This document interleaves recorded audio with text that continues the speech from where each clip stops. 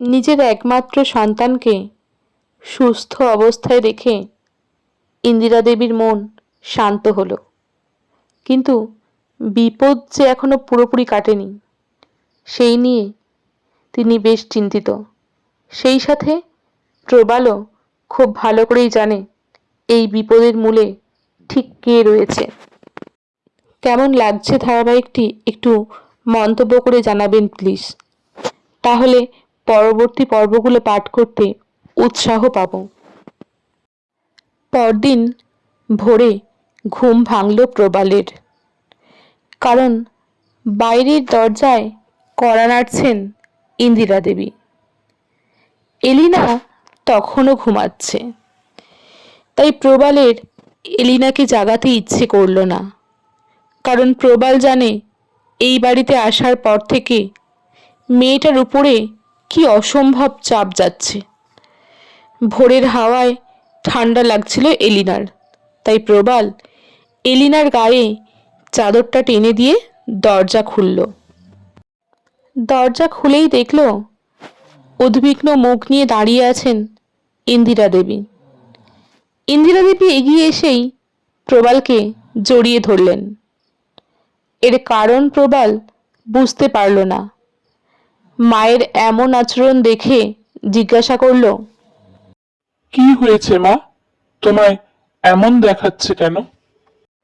ইন্দিরা দেবী মনে মনে ভাবেন এক্ষুনি কিছু বলবেন না প্রবালকে, আরও একটু ঘুমিয়ে থাকুক প্রবাল, সময় করে সবটা বলবেন। মুখে শুধু বললেন, এমনি বাবা, এলিনা মা ঠিক আছে তো? প্রবাল মাথা নেড়ে সম্মতি জানায়। এবার ইন্দিরা দেবী ওকে ঘরের দরজা বন্ধ করে দিতে বলেন। প্রবালের মনে হয় কালকের ঘটে যাওয়া ঘটনার কথা কি কোনোভাবে জানতে পেরেছেন মা। পর মুহূর্তে মনে হয় এই ঘটনা তো তার জানার কথা নয়, কারণ সে আর এলিনা এই বিষয়ে কাউকে কিচ্ছু বলেনি। মনের ভিতর একটা জিনিস নিয়ে ঝড় ওঠে প্রবালের, সেটা হলো ঠান দিদি। আচ্ছা, ঠান দিদি এখন কি করছে? নতুন করে কোনো ফন্দি আটছে বুঝি? ইন্দিরা দেবী সেই কাল রাত থেকে ভোর পর্যন্ত বিষ্ণুদেবের মন্দিরে পড়েছিলেন। এখন প্রবালকে সুস্থ দেখে তার মনে বল ফিরে আসে। কারণ ইন্দিরা দেবী জানেন যে কি করে প্রাণকৃষ্ণ মারা গিয়েছিল। ফুলশয্যার পরের দিন খুব সকালে প্রাণকৃষ্ণের চিৎকারে বাড়ির সকলে ছুটে গিয়েছিল ওদের ঘরে। ঠিক তখনই সেখানে গিয়ে দেখে মেঝেতে রক্তের ধারা ভেসে যাচ্ছে, আর প্রাণকৃষ্ণের শরীরটা কাঁপতে কাঁপতে ধীরে ধীরে নিথর হয়ে যাচ্ছিল। আর অম্বাকে সেদিন এতটাই বিধ্বস্ত লাগছিল তা দেখে বলার কোনো উপায়ই নেই। অনেক প্রশ্ন করায় অম্বা শুধু দু একটা কথাই বলতে পেরেছিল। ওরা দুজন একসাথে বিছানায় ঘুমিয়েছিল। ভোরবেলা প্রাণকৃষ্ণের আওয়াজে ঘুম ভাঙে ওর। অম্বা উঠে দেখে প্রাণকৃষ্ণ মেঝেতে শুয়ে কাতরাচ্ছে, আর মুখ থেকে ঝলকে ঝলকে রক্ত উঠে আসছে। অম্বা সেদিন বলেছিল মৃত্যুর আগে প্রাণকৃষ্ণ একটা কথাই বলেছিল, সে আমাদের কাউকেই ছাড়বে না, প্রতিশোধ নিয়ে তবেই ছাড়বে। সেই থেকেই অম্বার পাগল হয়ে যাওয়া আর অসংলগ্ন সব কথা বলা শুরু হলো। ইন্দিরা দেবীর বড় কষ্ট হয় ওই একরত্তি মেয়েটাকে দেখলে। আহা, এই অল্প বয়সে স্বামীকে হারিয়েছে। গতকাল রাতে ইন্দিরা দেবী যখন বিষ্ণু মন্দিরে বসে প্রার্থনা করছিলেন, তখন অম্বাও এসে বসেছিল ওনার পাশে, কিন্তু অম্বা ভীষণ শান্ত আর ধীর হয়ে বসেছিল আর চোখ বন্ধ করে ভগবানের কাছে এক মনে প্রার্থনা করছিল। ইন্দিরা দেবীর প্রথমে ব্যাপারটা অদ্ভুত লাগলেও পরে মনে হয়েছিল অম্বার আজ নিজের জীবনের পরিণতির কথা মনে পড়েছিল, তাই সে এলিনা আর প্রবালের জন্য প্রার্থনা করছিল। ভোর হতেই অম্বা ছুটে চলে গিয়েছিল নিজেদের ঘরে, আর ইন্দিরা দেবী এসেছিলেন প্রবালের কাছে। ইন্দিরা দেবী আজ যখন বিষ্ণু মন্দিরে বসে প্রার্থনা করছিলেন, তখন ইন্দিরা দেবীর চোখে পড়ে আগুনের গোলা, যেটা ঠান দিদির ঘর থেকে আসছিল প্রবালদের ঘরে।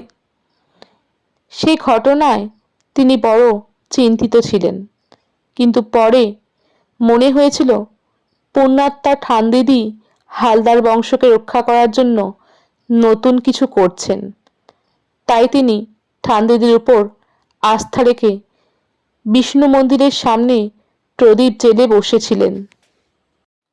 তবে ইন্দিরা দেবী মনে মনে জানেন আজ উনি ঠান দিদিকে কাল রাতের অগ্নিগোলক সম্পর্কে জিজ্ঞাসা করবেন। গত রাত নির্ঘুম কাটায় ইন্দিরা দেবী ক্লান্ত শরীরে নিজের শয়নকক্ষে প্রবেশ করলেন, কারণ এখন সবে ভোর 5টা। একটু যদি জিরিয়ে নিতে পারেন তাহলে খুব ভালো হয়। ঘরে ঢুকে দেখেন রূপনারায়ণ অস্থির হয়ে পায়চারি করছেন আর হাতের জপমালাটি নিয়ে কৃষ্ণ নাম পাঠ করছেন। ইন্দিরা দেবীকে শান্ত মনে ঘরে আসতে দেখে রূপনারায়ণের অস্থিরতা একটু হলেও কমল। তিনি ছুটে এসে প্রবালের শরীরের খোঁজ নিলেন। প্রবাল ঠিক আছে শুনে ওনার ইষ্টদেব মধুসূদনের স্মরণ নিলেন আরও একবার। তারপর পিতা মাতা সন্তানের মঙ্গল কামনা করে ভোরের স্নিগ্ধ বাতাসে একটু জিরিয়ে নিতে লাগলেন। ওদিকে প্রবাল ঘরের দরজা বন্ধ করে ঘরের ভিতরে প্রবেশ করল। ঘুমন্ত এলিনাকে দেখে তার বড় ভালো লাগলো। মনে হলো কোনো রূপকথার পরী তার ঘর আলো করে শুয়ে আছে। গোলাপি দুটি ঠোঁট দেখে প্রবাল আর নিজেকে সামলে রাখতে পারল না। একবার খুব ইচ্ছে করল ঝুঁকে ওই ঠোঁটের সমুদ্রে ডুবে যেতে, কিন্তু এলিনার ঘুম ভেঙে যাবে, তাই মনের অদম্য ইচ্ছাকে প্রশ্রয় না দিয়েই এলিনার পাশে শুয়ে পড়ল ও। আর শুয়ে শুয়ে এক মনে কালকের ঘটনাগুলোর কথা ভাবতে লাগলো। যখনই ঠান্দিদের মুখটা মনে পড়ল, বুকের ভিতরটা ব্যথায় কুঁকড়ে উঠল। মনে মনে ভাবল, ঠান্দিদি কি করে পারল এতটা নিষ্ঠুর, যে তার জন্মের সময় নিজে হাতে নাড়ি কেটেছে, সে কিনা তাকে মারার জন্য উঠে পড়ে লেগেছে। ভাবলেই ভালোবাসার জায়গায় একরাশ ঘৃণা এলো ওর মনে। তবে গত রাত জেগে থাকার ফলে এসব কথার মাঝেই ঘুমিয়ে পড়ল প্রবাল। ওদিকে ঠান্দিদির ঘরের ভিতরে তখন একটা ছোটোখাটো ঝড় বয়ে গিয়েছে। নিজের শক্তি কমে যাওয়ার ফলে ঠান্দিদি বিছানায় শুয়েছিলেন দুর্বলভাবে, আর ওনার মাথার কাছে বসে মধুজা চোখের জল ফেলছিল। তখন মধুজার হাতের উপর সূর্যের আলো এসে পড়ল, আর ও ব্যথায় কুঁকড়ে উঠল। নিজে অসুস্থ থাকলেও ঠান্দিদি মধুজার দিকে তাকালেন ওর ব্যথা দেখে। এবার উনি ধীরে ধীরে উঠে বসলেন বিছানায়, আর চোখ বন্ধ করে বিড় করে মন্ত্র পড়ে মধুজার হাতে যেখানে আগুনের আঘাত লেগেছে সেখানে হাত বুলিয়ে দিলেন। আর আশ্চর্য, সাথে সাথেই মধুজার হাতে সেই পোড়ার ক্ষত মিলিয়ে যেতে লাগলো। মধুজা এবার ঠানদিদির পায়ে হাত দিয়ে প্রণাম করল।